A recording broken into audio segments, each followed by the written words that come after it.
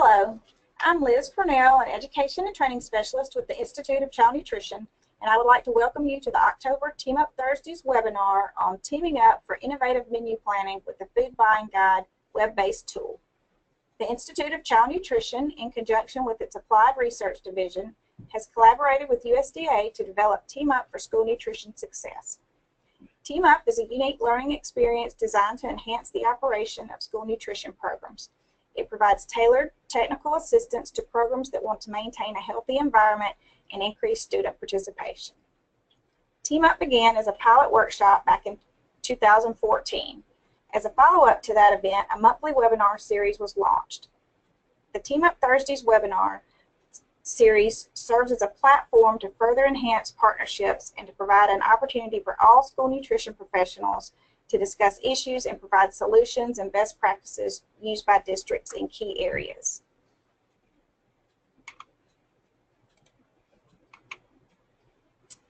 The ICN has created a website for all materials and resources specifically related to Team Up. You can find the information at www.theicn.org/teamup. Thank you for joining today's webinar on menu planning with the Food Buying Guide web-based tool, where our panel of experts from USDA Food and Nutrition Service will provide a demo of the new tool and showcase its features such as search and navigation, comparison of food yield information, and the ability to create and save a favorite foods list. The tool also incorporates the newly released recipe analysis workbook, which allows program operators to determine the meal pattern contribution to their own recipes. You'll hear about how to create a profile to take advantage of this great new web-based resource. I'm pleased to introduce our panelists today and provide you with the speaking order. Gwen Holcomb, who is a food technologist and lead program analyst with USDA Food and Nutrition Service, will be starting off the presentation today. Bethany Showell will present next. Bethany is a nutritionist with USDA Food and Nutrition Service. Then we will hear from Deborah Eisenbarth, also from USDA Food and Nutrition Service, and a nutritionist as well, and she will be the final presenter. I'll wrap us up with a few announcements before we close out. During today's webinar, all attendees are muted. There will be time for questions following each speaker's presentation. If you have a question, please type it in the question box on your screen. So we'll get started, and Gwen, I'll turn it over to you.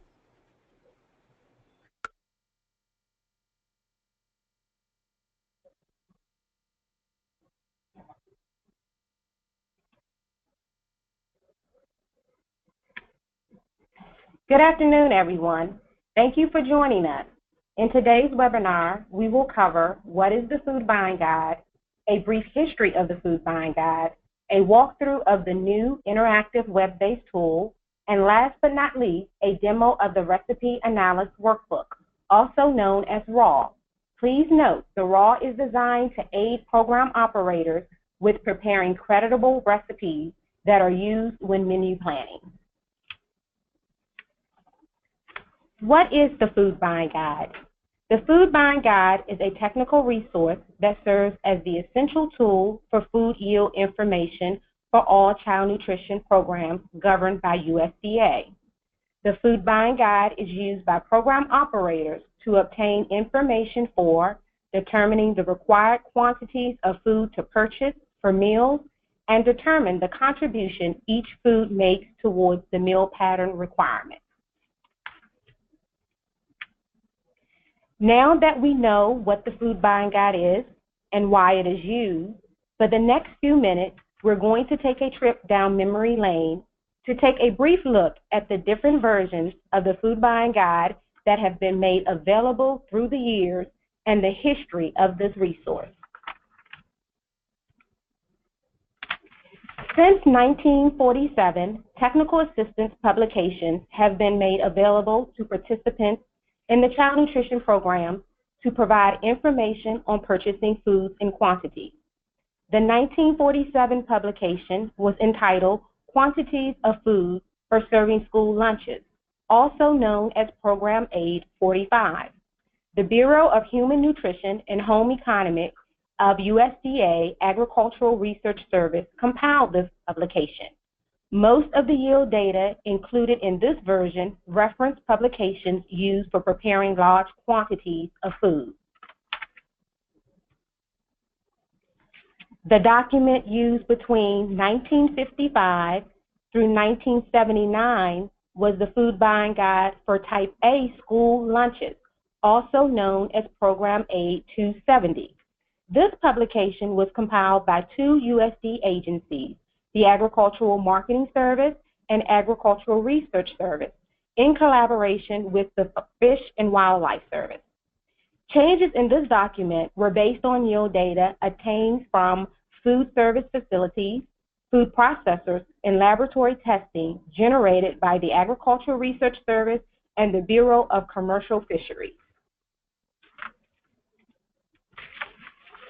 In 1984, we began using the Food Buying Guide for Child Nutrition Programs, known as Program Aid 1331. This publication included new data on yield studies conducted by the Human Nutrition Information Service. Information from this Food Buying Guide publication was compiled by FNS, the National Marine Fisheries Service, and the Human Nutrition Information Service.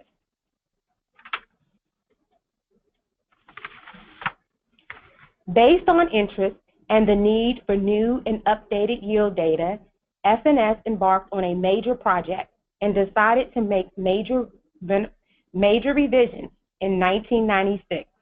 This project resulted in yield studies conducted on more than 500 foods, fully revising the Food Buying Guide with yield data and including a new design.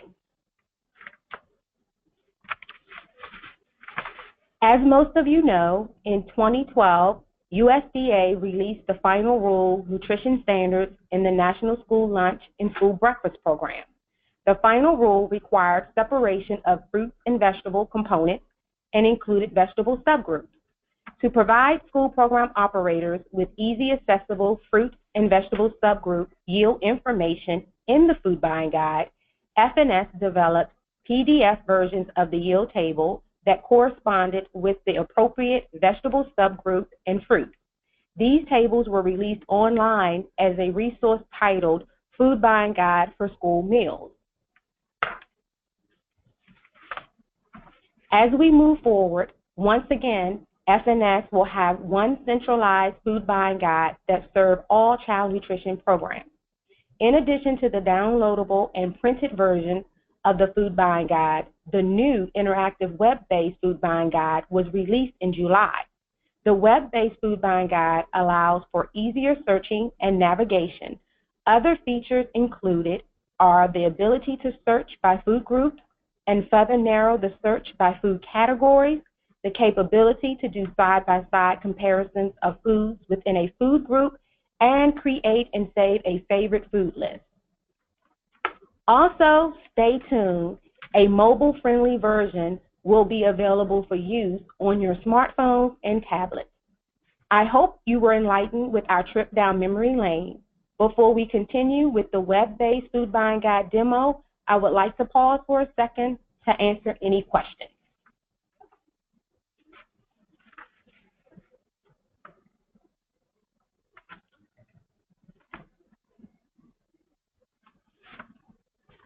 Okay, I see one question. Was the 1996 Food Buying Guide revisions based on actual yield data? The answer to that is yes. FNS established an interagency agreement with the U.S. Army Biological and Chemical Command Research Center, also known to most people as NATIC. This group had worked extensively with cooking studies.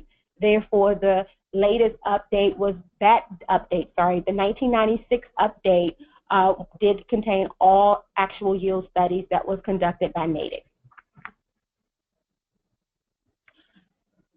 Are there any future plans to update the Food Buying Guide?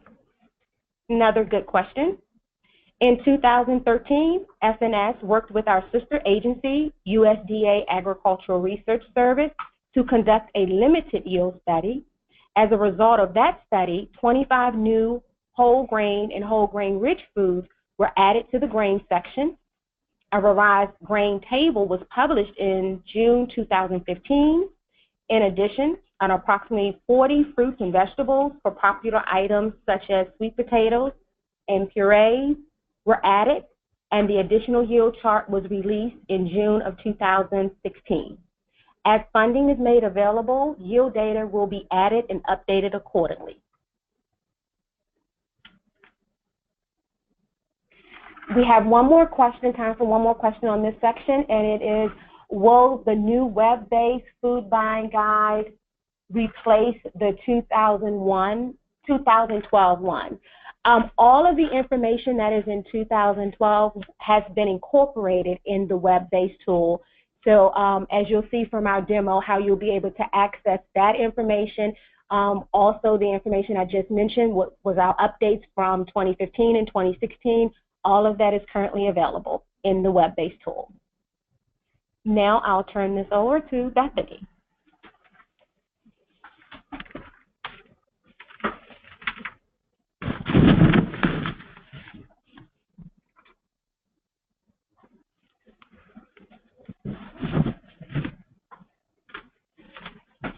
Good afternoon, everybody.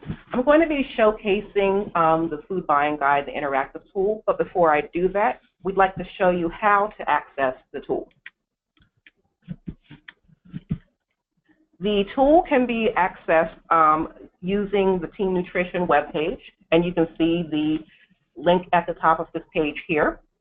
It's fns.usda.gov/tn/team-nutrition.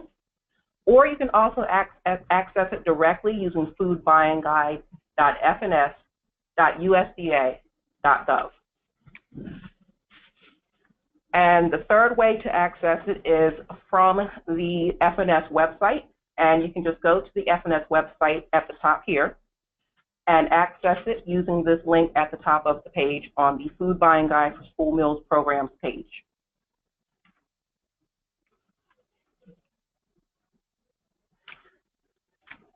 Before you start using the Food Buying Guide, you will need to create both an EOF login and a Food Buying Guide login.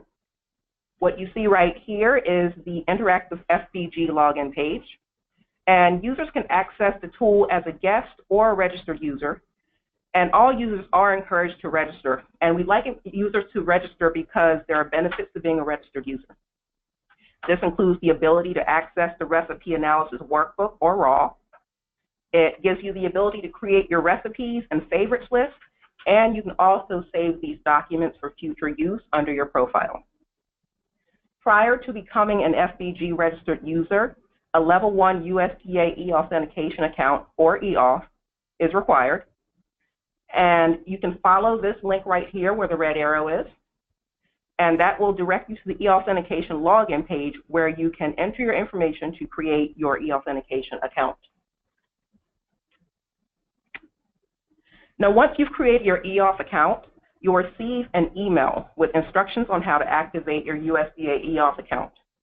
In this slide, you can see a sample of the information required for an EOF account and the sample email that you will receive. And once your EOF account has been activated, you can proceed to develop an FBG profile. I'm going to take you now to a live demo of the Food Buying Guide on the interactive tool.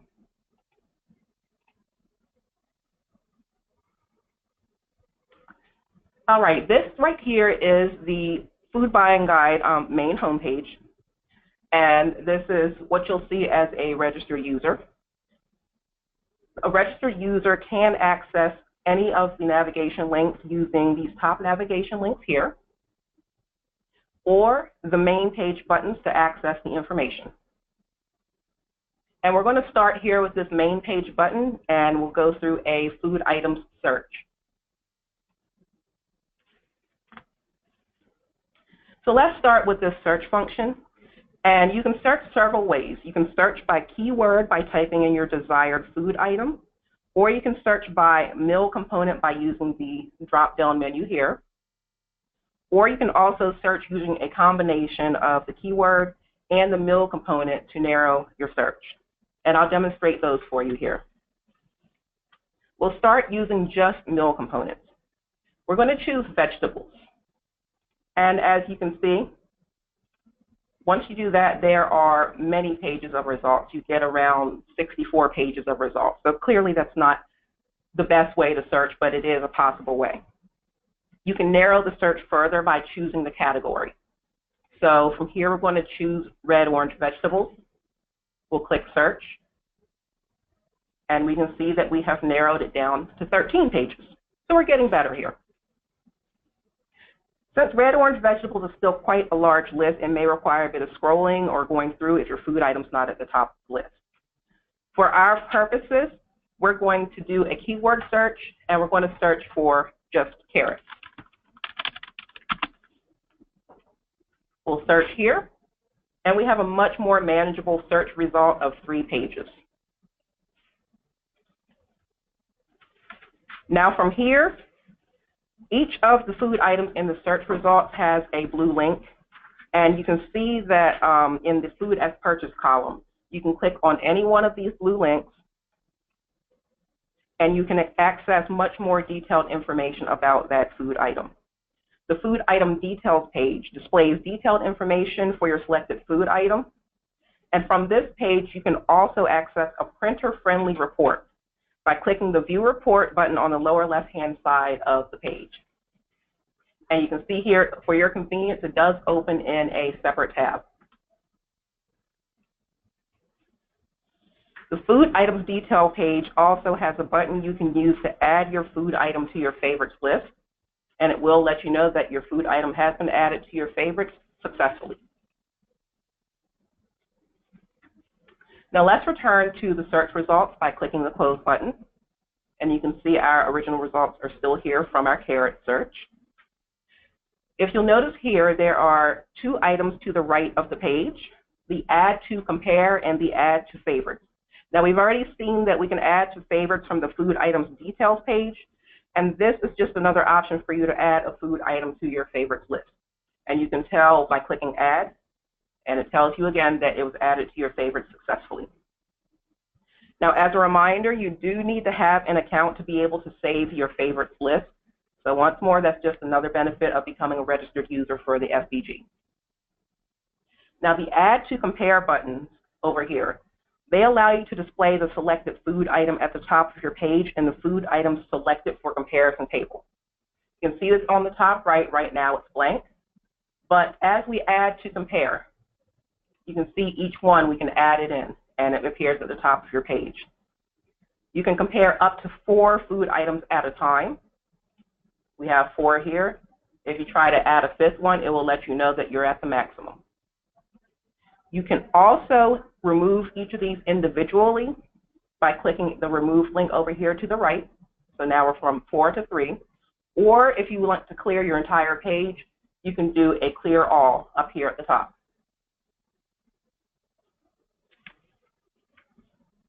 We'll add a couple more in so that we can kind of work on our comparing items. You can click the Compare Items button here, and you'll see a full detail on the Compare Items page. This page also has access to a printer-friendly report, which you can again access by clicking View Report. And you can see here it has your compare item details in a nice table format that you can print out. And again, this opens on a separate tab.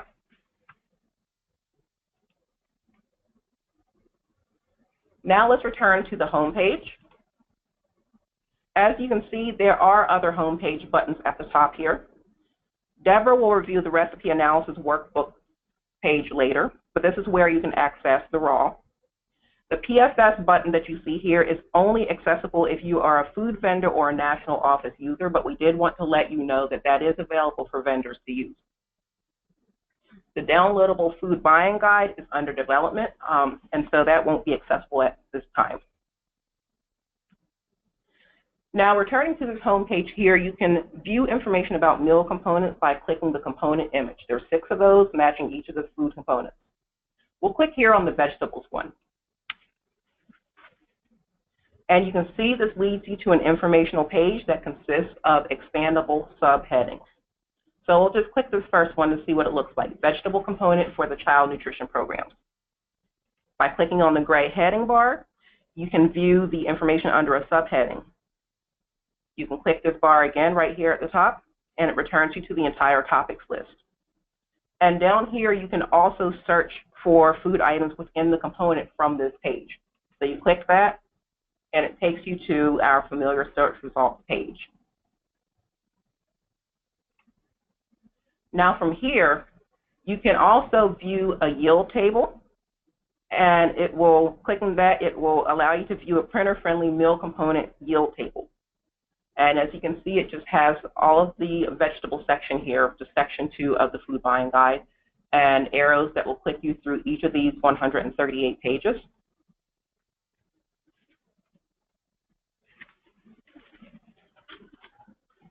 Now we're going to close that out, and we are going to go here to the home page again and explore what we call the top navigation menu. And as you may have noticed, this menu remains at the top of the page throughout your session, no matter what you're doing, and that's for your convenience. So we're going to begin with the Home button dropdown. You can return to the FBG home page from here. You can find out what's new. You can find out more about the food buying guide, or you can visit our resource center. On the What's New page, you'll find a list of active announcements when they're available. These are also available as a pop-up when you first log into the interactive food buying guide. So for instance, you can see our new announcement here that the new interactive recipe analysis workbook is now available. About the food buying guide takes you to a list of subheadings with information about the food buying guide and tips on how to use the guide. You can click on any of these gray heading bars to view more information. So we'll just click on this one here with About the Food Buying Guide. And as you can see, it's expandable as well, and you can just close it and return to the list of options. Additional information and resources can be found on the Resource Center page. You can find information on child nutrition programs, meal pattern charts, reference tables, figures, the Buy American requirements, and also this includes, most importantly for us, the decimal equivalent weight table. This is a very useful asset, particularly when utilizing the raw, as you'll see later. Now, we're going to move on to the meal components drop down here. We've already accessed the meal components using the component images, but this is another way to access those same meal components. Moving on to the food items drop-down list. You can see this is another option to access the search function, and this page should look familiar. But you can also use this list to access your favorites list. And you may remember from our carrot search before that we added carrots to our favorites list. And here it is right here. You can view your favorites or remove a food item from the list using the remove link at the right. So now we're down from 2 to 1. If you go here to the tools drop-down list, you can see the drop-down contains links to the raw, which again, Deborah will discuss later. The PFS, which as I mentioned earlier is accessible by vendors or national office users, or some of the other PFS for school meals or CN programs. The appendixes drop-down contains information on more specific items related to the food buying guide for child nutrition programs. For example, this how-to has a how-to on using the additional information column of the food buying guide yield tables.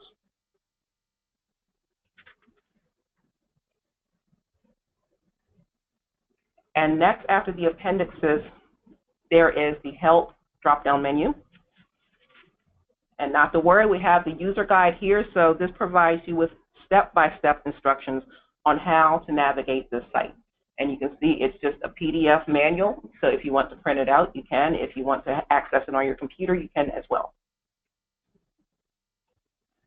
Also over here, there is a training video that is also under construction, so the functionality is not available at this moment, but it will be coming in the future. Also from this help drop-down, there's a contact us. All you have to do is fill out the form with your information, and the fields marked with the asterisk are required fields. Once you select the Send Message button, it will send this form to our mailbox, CNP NTAB, that's CNP NTAB at fns.usda.gov. And that's an email address which many of you may already be familiar with. And you can also cancel out of this form by clicking the Cancel button. And finally, there is the Frequently Asked Questions page. And this is an excellent source of information that provides answers to common FBG-related inquiries. Okay, I'm going to pause here for questions, and I can take a few questions now. Okay, could you repeat what was said about the PFS tab? I was thinking it would be a place for vendors to post PFS for users to view, but possibly is it just a place for vendors to get info on how to complete a PFS? That is correct. That is just for the vendors to create a PFS, and it's basically an online version of what we offer on our website right now, and so it will not be viewable to anyone other than the vendor entering the information.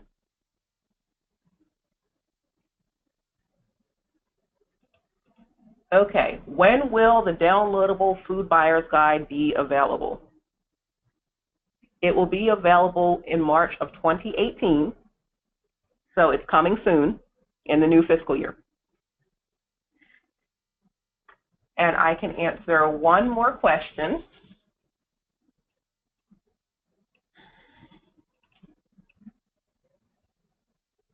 Can you compare different vegetables? Yes, you can. Let me show you here. We'll go to the vegetables here, to the home page. So if you're doing your search, okay, I'm getting an error message. Sorry about that.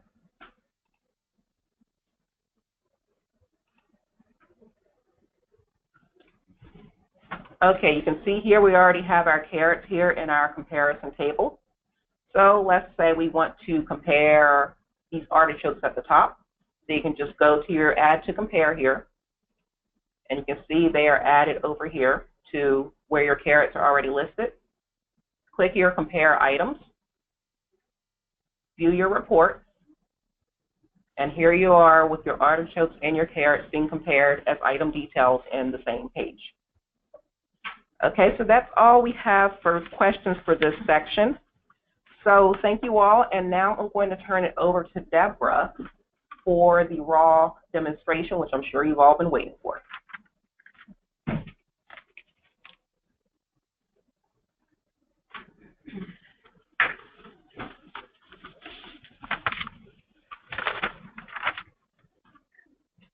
Thanks, Bethany, and good afternoon, everyone.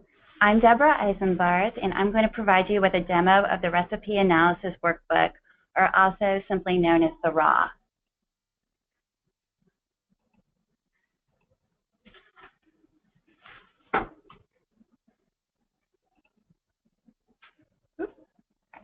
Let me actually go back here. Okay.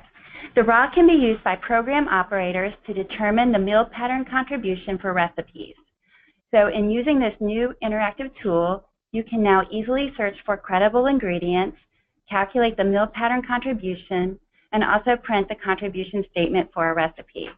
I just want to point out before starting the demo, you need to have an account for the Food Buying Guide in order to access the RAW tool, which Bethany also noted. So I'll now get started by providing a demo of the RAW using the recipe confetti soup, which is a USDA standardized recipe. To get started, I'm going to click on the Recipe Analysis Workbook RAW homepage button right here. As you can see, I'm now on the main page for the RAW tool. And I want to point out within the description that is provided here that the RAW is not a tool to evaluate dietary specifications for calories, sodium, and saturated fat. It is solely a tool to calculate a recipe's meal pattern contribution. To proceed, I'm going to click on the Create Recipe Analysis Workbook button.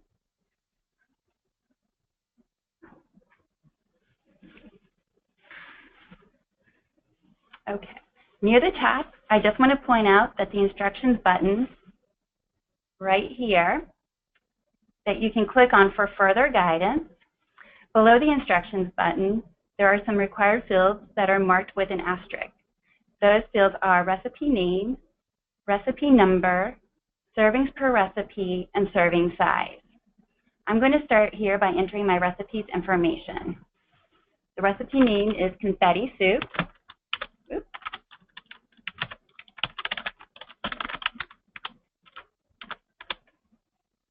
The recipe number is H-09R. The servings per recipe are 50. And the serving size is 1 cup. A raw can be created for recipes with one or more meal components. Each meal component has its own tab. As you can see here, we've got vegetables, fruits, meat, alternates, and then grains, which will populate as I search for and select my recipe's credible ingredients from the Food Buying Guide database. As I move further down the page, you can see the Search Food Ingredients section on the left-hand side. It's right here that I'm going to search for my recipe's credible ingredients.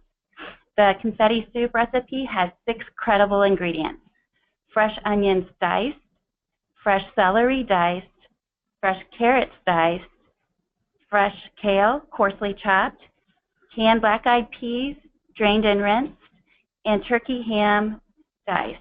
So let me go ahead and get started with the fresh onions diced. In the search area, I'm going to type in onions fresh,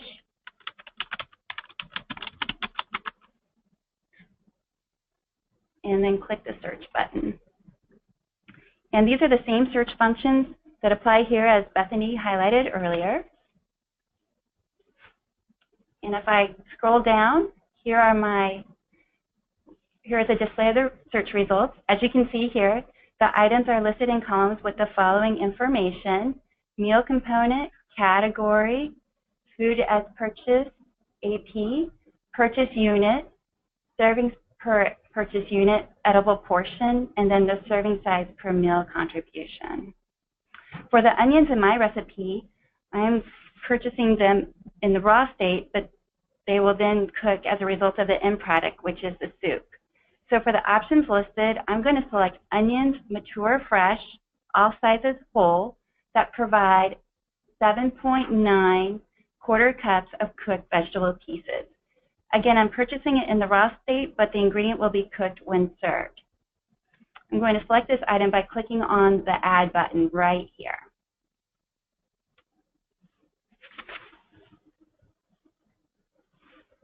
Now back up here to the right of the search field, you can see the item for onions that I selected is now displayed within the food ingredients selected for recipe section right here.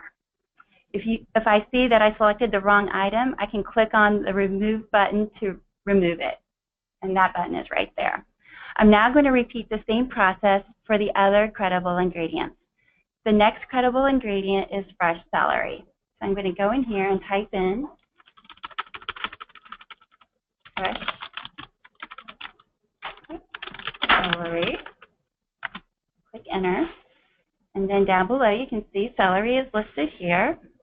Similar to onions, I'm purchasing raw celery, but serving it cooked. So I'm going to select the item that most closely resembles this, which is the raw celery that provides 8.70 quarter cups diced, cooked, drained vegetable. I'm going to click on the Add button for this item.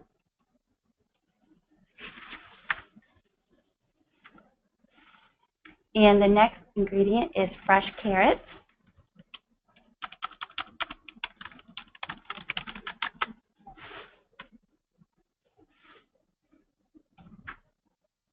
Okay, I'm going to add the item that provides 8.16 quarter cups cooked, drained, sliced vegetables. After carrots, the next ingredient is fresh kale.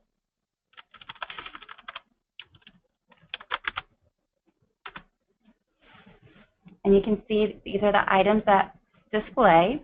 I'm going to select the item that provides 13.7 quarter cups cooked drained vegetables. And I'm going to click on the Add button. The next ingredient is canned black-eyed peas. I'm going to type in black-eyed peas.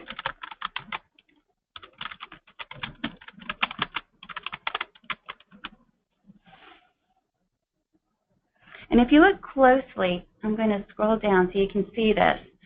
At the meal component column, on the left-hand side, you'll see rows with meat alternates and vegetables listed here.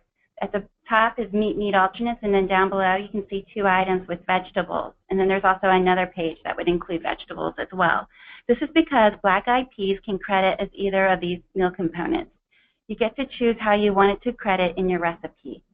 In this case, I want the black-eyed peas to credit as a vegetable.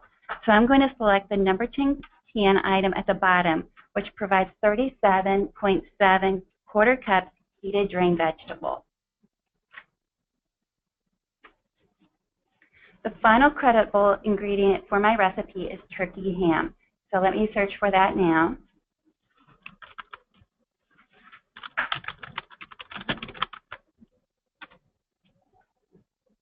Okay, and here are the results down at the bottom.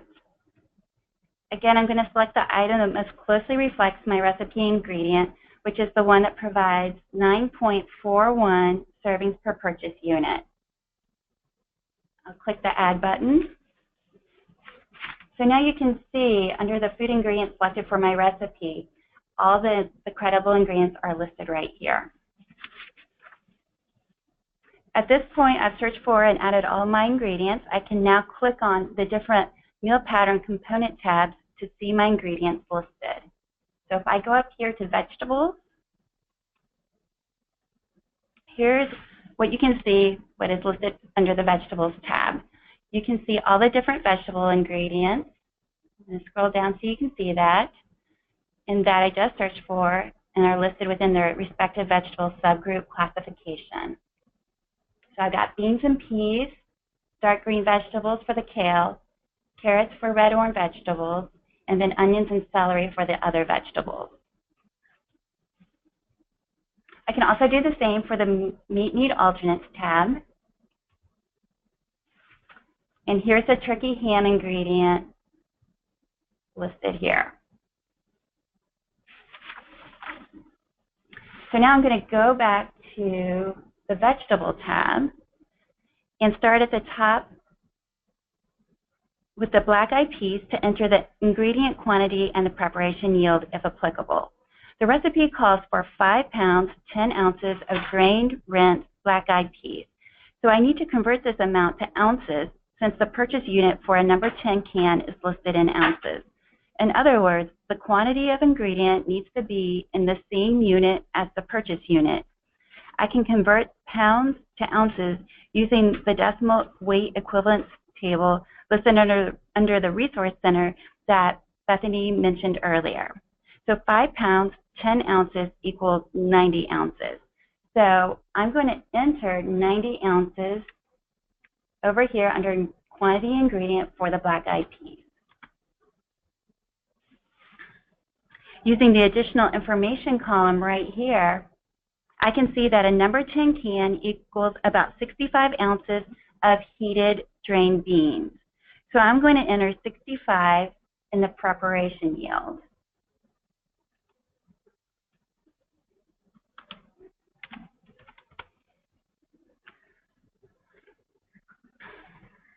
Okay, which the tool will then use to calculate how many number 10 cans are needed to provide 90 ounces of drained black-eyed peas. The same goes for the other vegetable ingredients, except the purchase unit for the fresh items is in pound, as stated in the purchase unit column. The recipe calls for 1 pound, 14 ounces each of fresh onions, celery, and carrots. So I converted those amounts to pounds, which is 1.875 pounds, and will enter this amount for those items.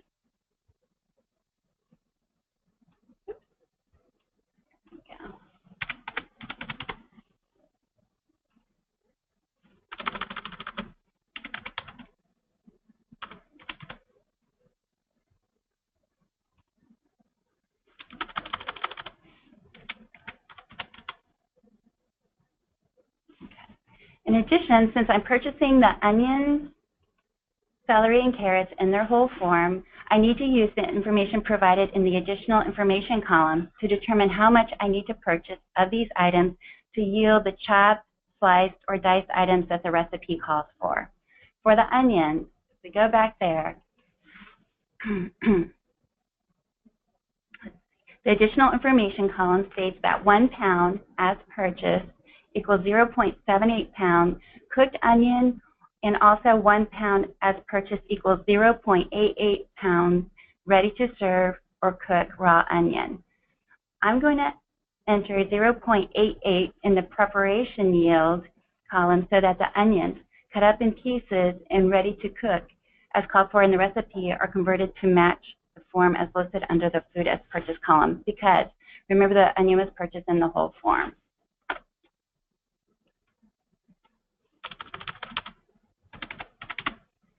And I'm going to do the same for the other items as well, for the celery and the carrot. For celery, the yield is 0.83, and the same for the carrots is 0.83.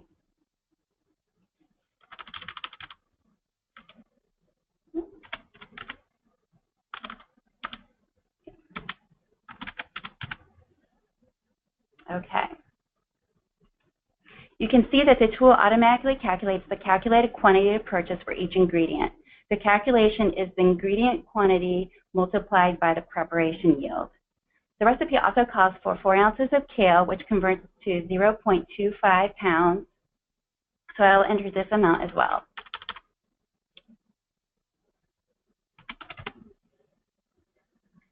The additional information for this item states that 1 pound as purchased equals 1 pound ready to cook.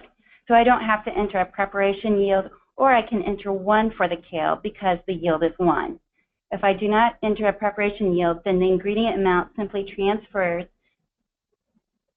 to the calculated quantity to purchase, which is 0.25 pounds. If I include a yield of 1, then the calculated quantity to purchase is also 0.25 pounds, since it is, again, the ingredient amount of 0.25 pounds multiplied by a preparation yield of 1.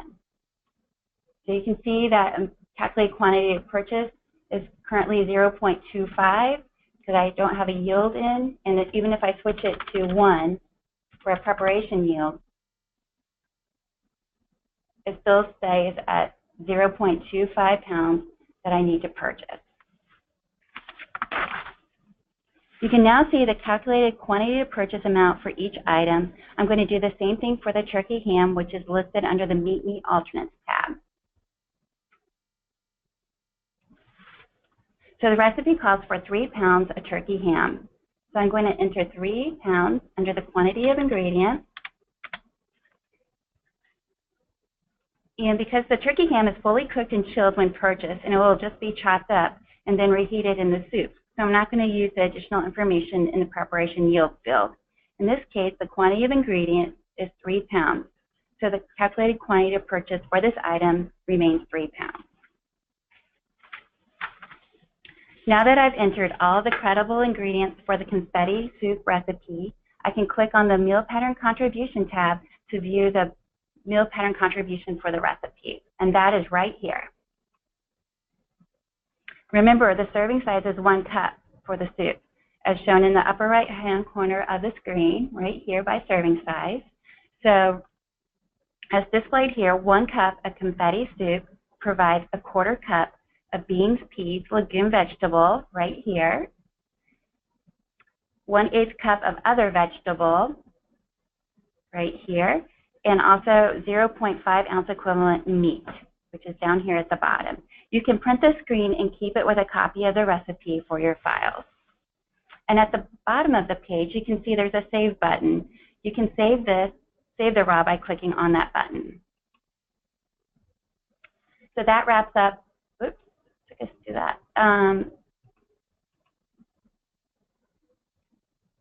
That wraps up our demo. We'll have to figure out why that save button didn't work so well, but thank you for your time, and this concludes our demo of the raw.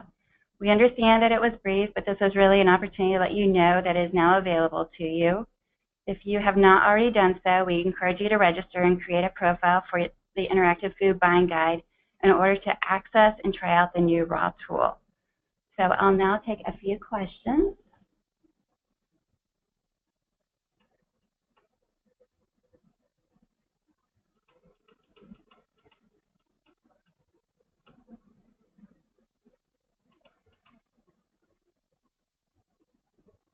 Let's see here.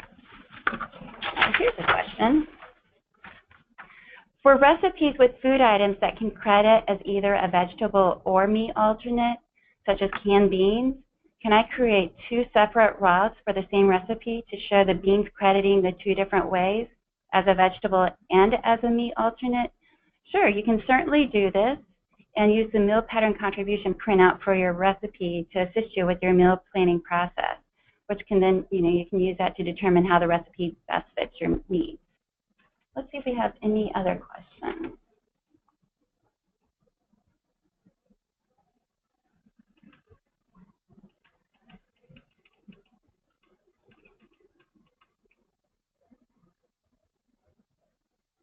Here's a question. This is actually more for Bethany. Can you use your login for FNS, or do you still need to create one? I'm not sure about that one. Oh, here's a question. What's the difference between the online food buying guide calculator versus the new interactive food buying guide? The food buying guide calculator is designed to just specifically focus on the amount of food you are to purchase, whereas the interactive tool allows you to get that information, but also you can determine the contribution of the food as well. So the calculator is an automated way, and that will also be updated to include the information that we currently have in the interactive tool as well. But that tool is just designed to help program operators determine how much of the product you need to purchase to make your recipe or your complete your menu planning. Okay, great. Well, thank you. I think that wraps up our part of it, and I'll turn it back over to Liz.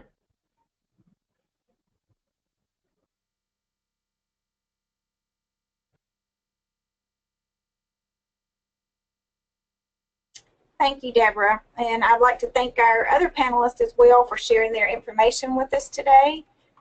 Before we conclude, I just have a few announcements. The next Team Up Thursdays webinar will air earlier next month due to the holiday. So tune in on Thursday, November 16th at 3 p.m. Eastern Time to learn about team nutrition resources, including a new middle school nutrition education curriculum, as well as a demo of the new professional standards training tracker tool. And just another reminder that Team Up for School Nutrition Success for Managers is coming in early 2018. All of the webinars are recorded and can be viewed on the Team Up for School Nutrition Success website at www.theicn.org/teamup. State snapshots that provide a summary of Team Up events happening across the country are also available on that site. And this concludes our webinar for today, and thanks for your participation, and have a wonderful day.